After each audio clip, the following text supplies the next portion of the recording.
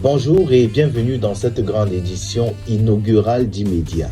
Aujourd'hui, nous allons entrer ensemble dans un territoire que beaucoup préfèrent contourner.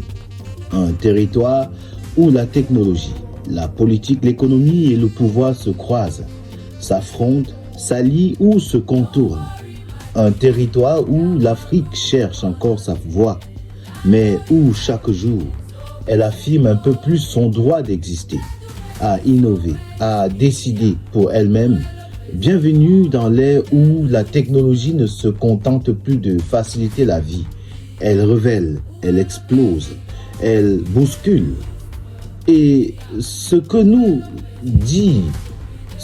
allons dire aujourd'hui dérangera peut-être ceux qui préfèrent l'immobilisme, mais la mission d'Immédiat n'est pas de rassurer, elle est d'éclairer.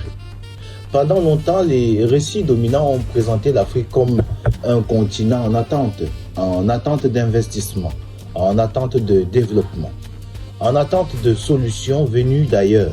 Mais cette vision ne correspond plus à la réalité. L'Afrique n'attend plus. Elle crée, elle invente, elle adopte, elle transforme. Elle s'empare du numérique avec une rapidité qui surprend ceux qui pensaient la maintenir éternellement à la périphérie des grands mouvements de l'histoire. La technologie n'est plus un luxe sur ce continent. Elle est devenue une nécessité. Elle est devenue un langage, un outil d'émancipation et parfois même un acte de résistance. Pourtant, derrière les promesses de modernité, il existe une vérité plus complexe.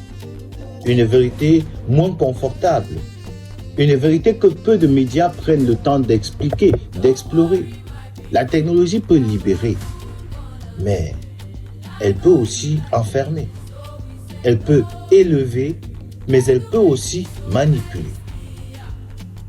Elle peut créer de la transparence, mais elle peut aussi renforcer les zones d'ombre. Ce paradoxe est au cœur de cette première émission. L'Afrique avance, mais à quel prix? Le Cameroun progresse, mais au profit de qui?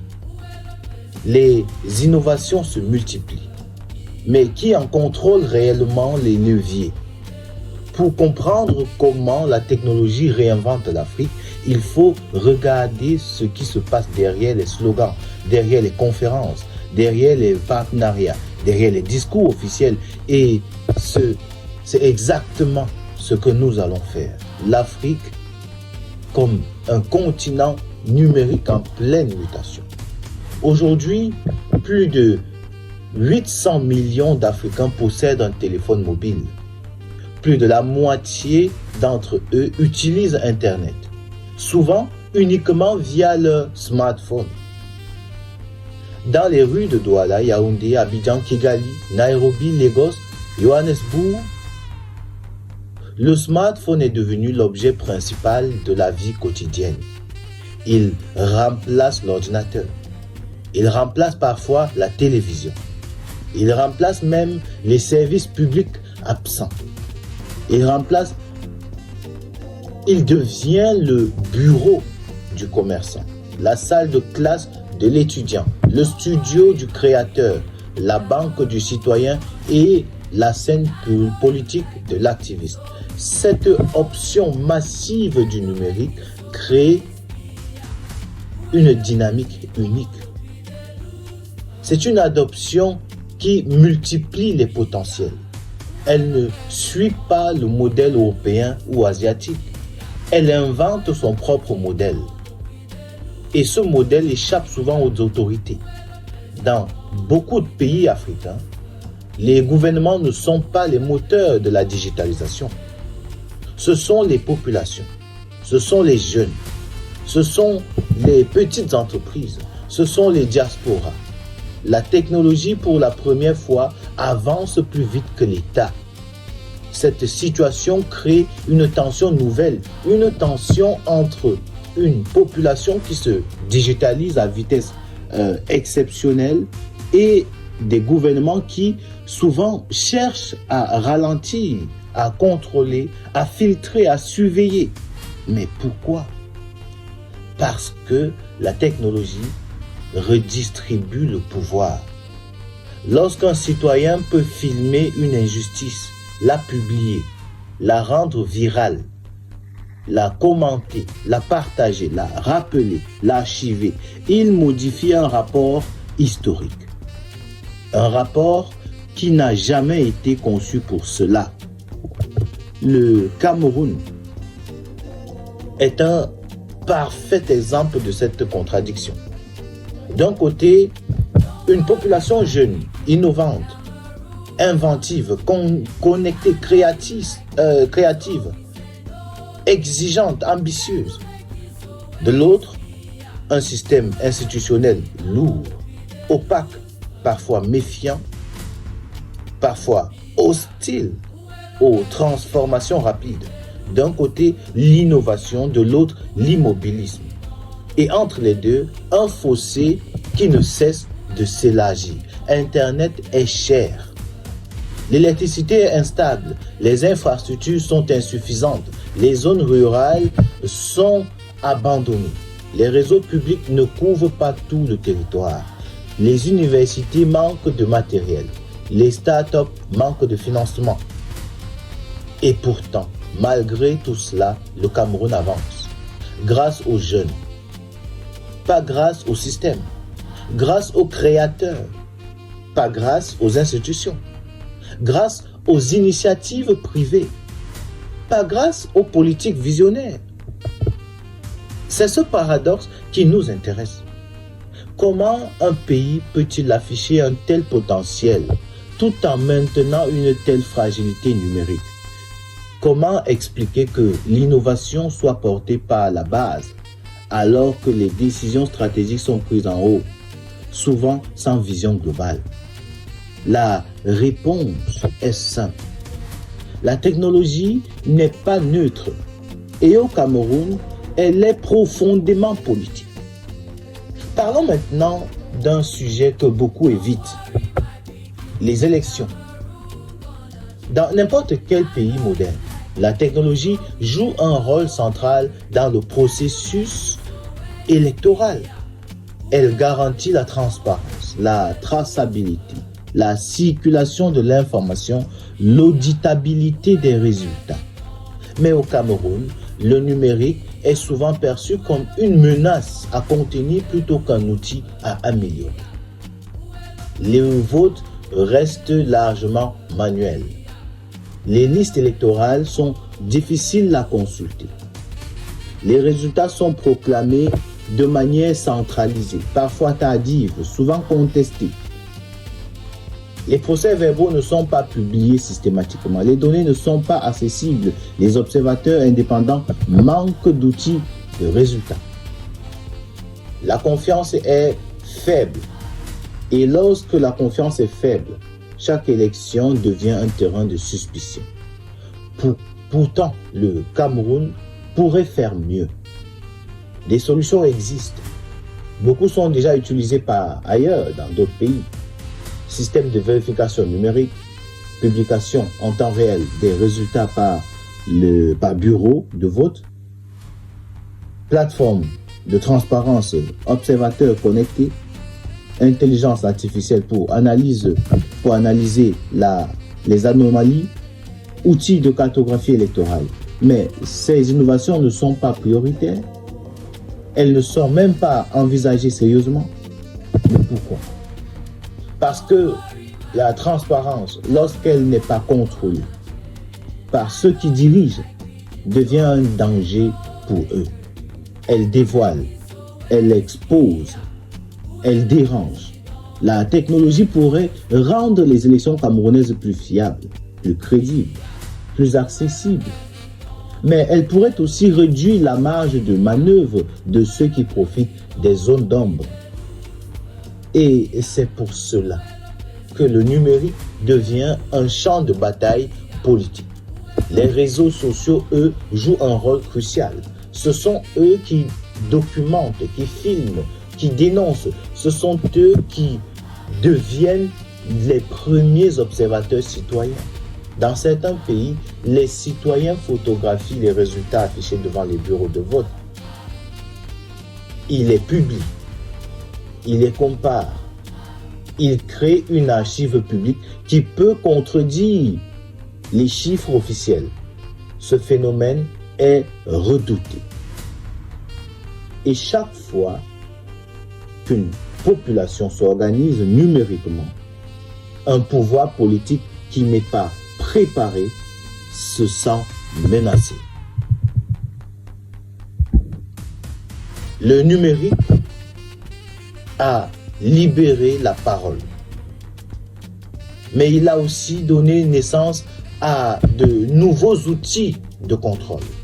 Aujourd'hui, la censure n'est plus seulement une affaire de journaux suspendus ou de radios fermées.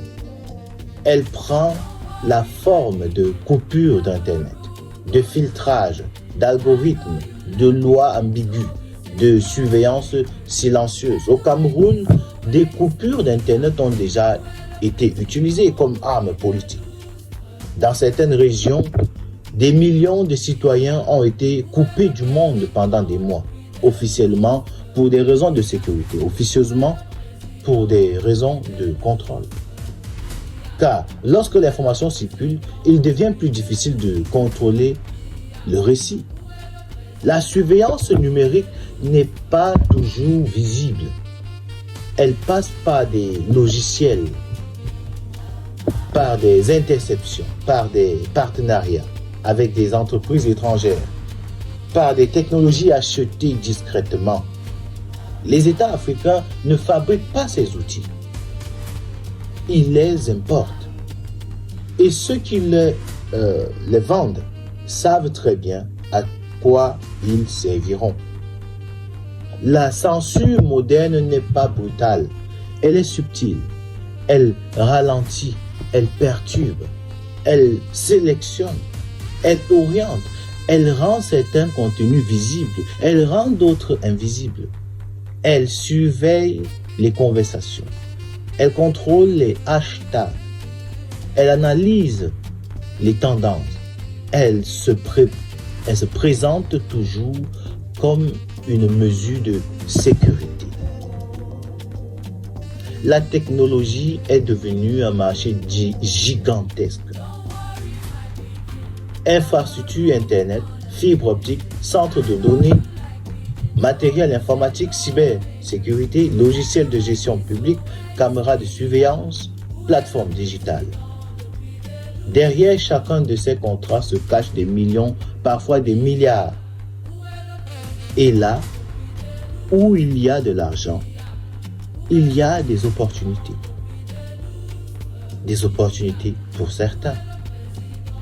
Dans beaucoup de pays africains, la corruption technologique est le nouveau visage d'un ancien système.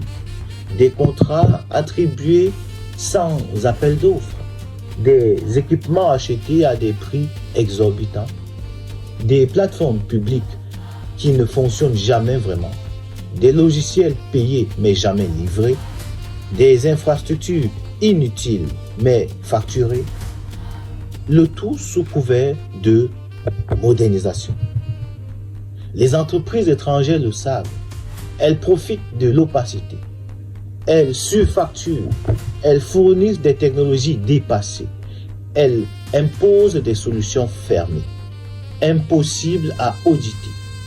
Elles signent des accords flous avec des responsables politiques. Et au final, les populations payent le prix. Elles payent en argent, en dépenses, en manque de souveraineté. La corruption technologique n'est pas seulement financière, elle est stratégique. Elle rend un pays dépendant. Elle lui retire sa capacité à développer ses propres solutions. Elle place le pays dans une position de faiblesse. Elle confie son avenir numérique à des acteurs qui n'ont aucun intérêt à ce qu'ils deviennent autonomes. Nous arrivons au terme de cette première grande émission.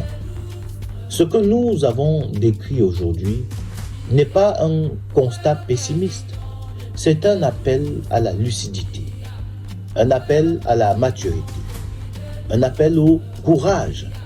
La technologie réinvente l'Afrique. Elle redistribue les cadres. Elle change le rapport de force. Elle expose les faiblesses. Elle révèle les potentiels. Mais une question demeure. Qui écrira la suite? Le continent qui dépend des autres, qui subit les décisions venues d'ailleurs, qui laisse ses données, ses infrastructures et ses élections entre les mains d'intérêts étrangers, ou ce continent-là qui construit, qui innove, qui se protège, qui ose, qui revendique, qui prend sa place dans le monde numérique. Le choix est entre vos mains, entre les nôtres. Et ce choix n'appartient pas uniquement aux citoyens, aux jeunes, aux créateurs, ni au gouvernement. Il s'agit aussi des chercheurs, des journalistes, des entrepreneurs, des enseignants, des développeurs. Le futur numérique de l'Afrique ne sera pas seulement une question d'investissement. Il sera une question de volonté, d'éthique, de courage et de vision.